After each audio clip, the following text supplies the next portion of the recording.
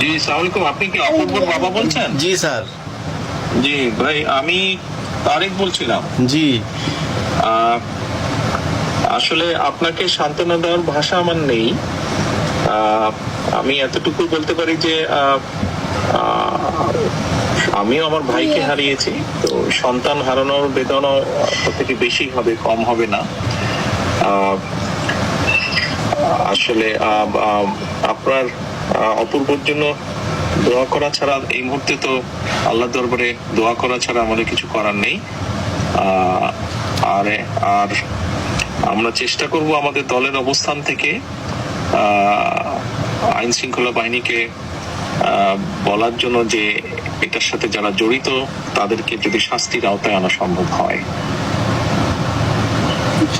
Sir, আমাদের তো সব শেষ হয়ে গেছে স্যার।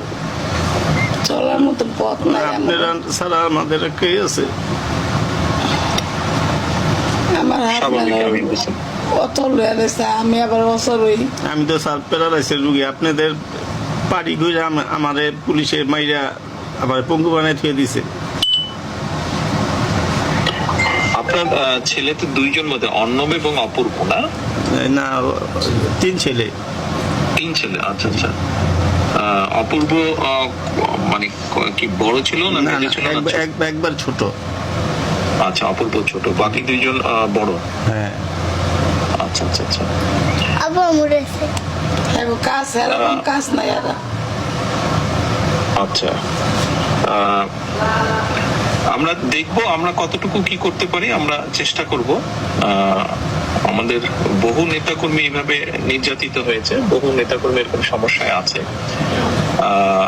বহু দলের নেতাকর্মীর পাশেও বহু মানুষ আছে, বাংলাদেশের মানুষ, যারা গত 15 বছরে হোক আর এখনো বিভিন্ন ভাবে বিভিন্ন কারণে সাধারণ মানুষের বিভিন্ন ভাবে ক্ষতিগ্রস্তের সম্মুখীন হচ্ছে, ক্ষতিগ্রস্ত হচ্ছে।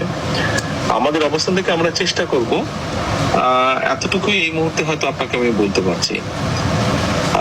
আর আমাদের যদি আপনার যেহেতু শরীর খারাপ, আমাদের পক্ষ থেকে যদি কিছু করা সম্ভব হয় আমাদেরকে জানাবেন। আপনার কাছে শ্যামল মালুম গিয়েছে, আপনি ওর কাছেও বলতে পারেন। কোনো চিকিৎসার ব্যবস্থা যদি আমরা করতে পারি নিশ্চয়ই আমরা করবো ইনশাল্লাহ। হ্যাঁ স্যার। জি,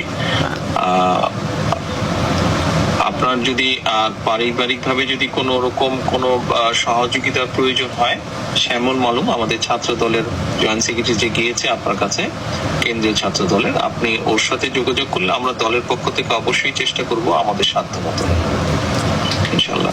আমি স্যার বিএনপির